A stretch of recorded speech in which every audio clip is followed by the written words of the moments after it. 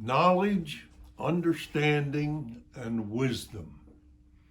These three words came to my attention in my Bible reading, and I wanted to share their meaning as well as specific Bible and secular stories about them in the next few weeks. First, let me give you the definition of these three words so you will better understand the stories. Knowledge. Knowledge is what we learn over the years. It is factual information that you learn in school, books, or an expert in the subject matter. Understanding allows people to summarize and clarify the facts in order to make a decision on what is learned. Wisdom is a person's common sense and their ability to know what is true and what to do is right regarding based upon their understanding of the facts. So let me take those three words and put them in more concise terms for you. Knowledge is factual information. Understanding is the meaning of the factual information. And wisdom is what to do with what has been learned. Let me put it another way in the Bible.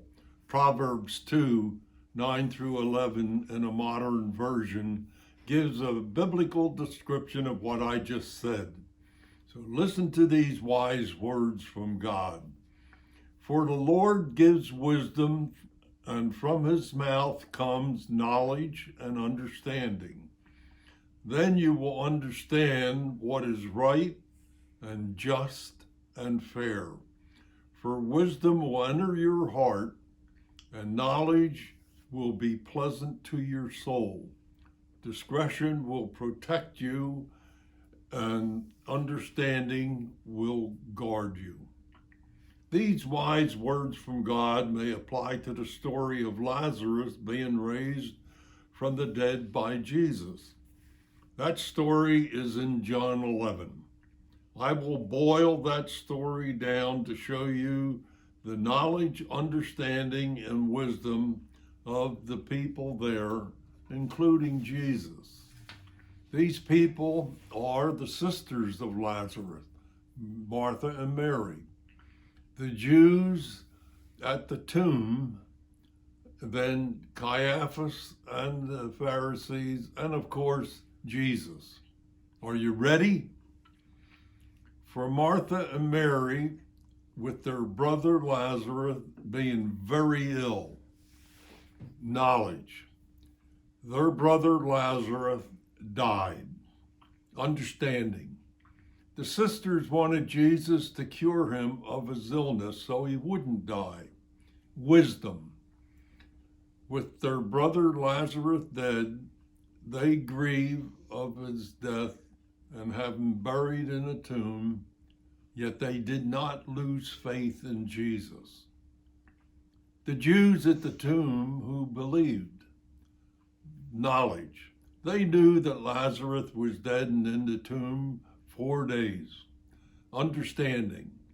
When they saw the miracle of Lazarus being raised from the dead by Jesus, they wanted to tell others of the miracle. As an aside, I believe their actions help explain the crowds greeting Jesus on Palm Sunday. Wisdom. They were wise in believing in Jesus as the Messiah and that he was a miracle worker. The Jews at the tomb who only wanted to report what happened to the Sanhedrin. Knowledge.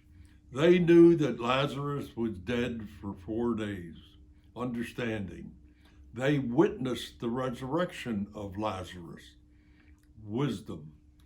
They did the unwise thing in reporting the resurrection of Lazarus to the Pharisees who did not receive it in a welcoming manner. Caiaphas and the Pharisees. Knowledge.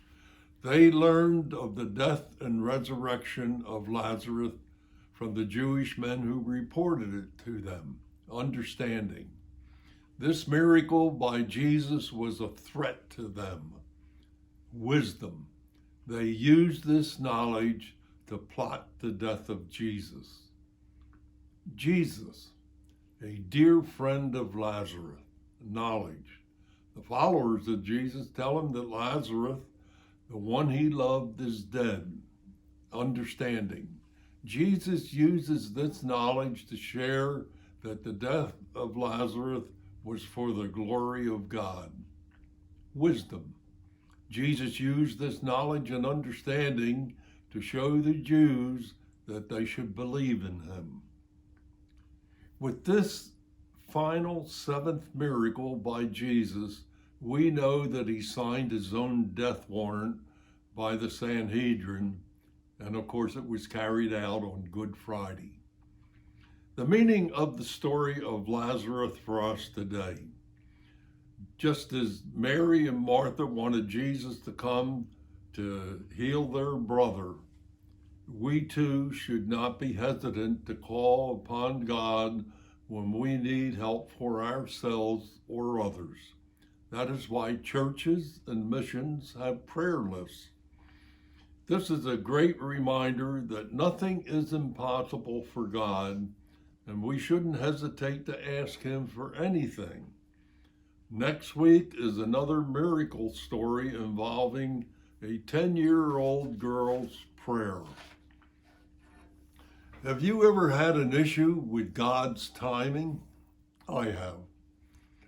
This African story next week is a good example of God's timing. His perfect timing. God is sovereign and knows our need, and when that need will be giving grace to those involved. This story will tell you that God's timing is never late and is always perfect to those in need. That happened to the nth degree in the next week's weekly word story of knowledge, understanding, and wisdom that happened in Zaire, Africa. I was on a business trip in Zaire in 1969, the year this miracle story happened. I bought this oil painting in Zaire of these gossiping women getting grain ground, and I use it now to depict one of them hearing about the mother giving premature birth to a baby and then the mother dying. One woman said, "Did you hear what a 10-year-old girl did to help save the premature baby?" Another woman said, "Dr. Rose Veer was really surprised." The other women chimed in saying, "No, we don't know what happened. Tell us what happened and why was the doctor surprised?" Well, tune in next week to my weekly word for the answer. This African story helps explain what Pastor Ashley used in a sermon a few weeks ago when she talked about expectations and God is the God of surprises.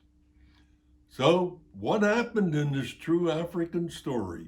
You have to hear the story of faith, which is entitled A Hot Water Bottle and a Doll. God bless you and have a good week.